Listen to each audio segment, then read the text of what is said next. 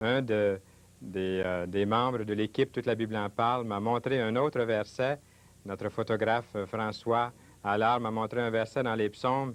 Et ce verset dit, « Celui qui a planté l'oreille, n'entendrait-il pas? Celui qui a planté l'oreille, n'entendrait-il pas? Celui qui a formé l'œil, ne verrait-il pas? » Le Seigneur vous entend vos soupirs et vos sanglots. Et celui qui a formé l'œil, celui qui a créé l'œil, vous voit et connaît les pensées de votre cœur. Il vous aime aussi. Je vous ai promis de donner un petit message. Je vous bien de tourner vers ce message dans la parole de Dieu sur les événements futurs et simplement dans quelques minutes vous brasser un tableau très, très rapidement. En lisant la Bible, n'importe quel lecteur qui est le moindrement attentif y trouve des détails intéressants d'événements futurs, de l'avenir, qui doivent se passer bientôt. Et en voici quelques-uns de ces événements. Et celui qu'on attend avec beaucoup d'anticipation, là, c'est la venue de Jésus-Christ pour les siens, selon 1 Thessaloniciens, le chapitre 4, et les versets 13 à 18. Vous savez, lorsque Jésus-Christ était sur la terre, il en a parlé un petit peu avec ses amis, avec ses disciples, les apôtres un jour, il les a réunis, et puis il leur a dit dans l'Évangile de Jean, chapitre 14, verset 3, « Lorsque je m'en serai allé et que je vous aurai préparé une place, je reviendrai et je vous prendrai avec moi, afin que là où je suis, vous y soyez aussi. » Dans Jean 14, verset 3. Le Seigneur l'a promis et il ne nous trompe jamais. Il garde sa promesse. D'après la première épître de Paul aux Thessaloniciens, le chapitre 4, cet événement peut se produire d'un moment à l'autre. Ça pourrait être aujourd'hui. Et premièrement, seuls les vrais croyants y auront part. Elle se produira en un instant, en un clin d'œil, nous dit la Bible, aussi vite que ça. Et tous les croyants, d'après la Bible, ne mourront pas. Ceux qui vivront ce jour-là où le Seigneur viendra seront transformés, transmués en un instant, en un clin d'œil, pour être avec le Seigneur.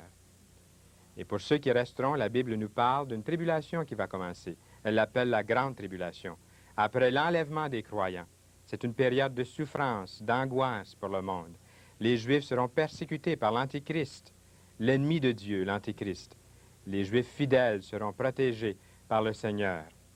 Ensuite, le Seigneur revient en gloire établir son royaume. Et comme notre frère Daniel Paquette l'a si bien dit tout à l'heure, Jérusalem sera la capitale mondiale. Jésus revient avec puissance et gloire. Il détruit l'Antéchrist. Il jugera les nations qui ont persécuté les Juifs. Et Satan sera lié pendant 1000 ans. J'ai hâte de voir ça. La Bible a dit, je le crois, c'est une promesse. C'est écrit dans Apocalypse, chapitre 20. Et va commencer une période merveilleuse. La Bible appelle le millénium, un règne de 1000 ans. Le royaume de Jésus sur terre, une théocratie. Et Jérusalem, la capitale, pendant 1000 ans, ce sera la paix, parce que Jésus va régner. Mais Jésus peut commencer son règne déjà dans votre vie, et déjà y établir la paix que Dieu donne par Jésus-Christ. La nature sera modifiée, les animaux seront changés, les déserts refleuriront, et même il y aura une longévité extraordinaire. Nous vivrons à un âge avancé. Plus de guerre. Le péché sera puni immédiatement, sans délai. La Bible nous parle à la fin de ces 1000 ans, un dernier jugement. La Bible appelle le jugement du grand trône blanc. Quiconque ne fut pas trouvé écrit dans le livre de vie fut jeté dans les temps de feu. Apocalypse 20, verset 15. Jugés d'après leurs œuvres, ceux qui ont refusé le salut gratuit, un don gratuit de Dieu par la personne vivante de Jésus, se verront refuser l'entrée dans ce glorieux paradis que le Seigneur nous offre. Et l'Écriture nous dit ensuite, elle nous parle de l'éternité dans Apocalypse, chapitre 21, les versets 1 à 8. Là où tout ce que vous voyez aujourd'hui, les beaux temples, les 7 merveilles du monde, l'Antiquité, toute la sagesse, toutes les bibliothèques du monde, tout ce que le monde contient tel qu'on l'a connu jusqu'à présent. La Bible nous dit qu'en préparation pour cette éternité, après que toutes ces choses se seront passées, le retour de Jésus-Christ pour les siens, la tribulation, le retour du Seigneur sur terre pour son règne de 1000 ans, le jugement dernier. Il y aura l'éternité, mais juste avant ça, tout ce qu'on connaît aujourd'hui sera détruit. Avant l'éternité, la terre sera détruite. Et ce sera une éternité. Et la question qui se pose en cet instant pour vous et pour moi, c'est la suivante, et la plus importante. Où passerai-je l'éternité?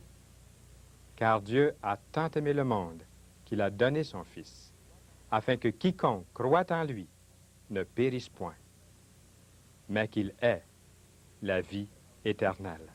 La vie éternelle est pour toi et pour vous. Donnez-lui votre vie aujourd'hui même, en cet instant, et dites-le nous.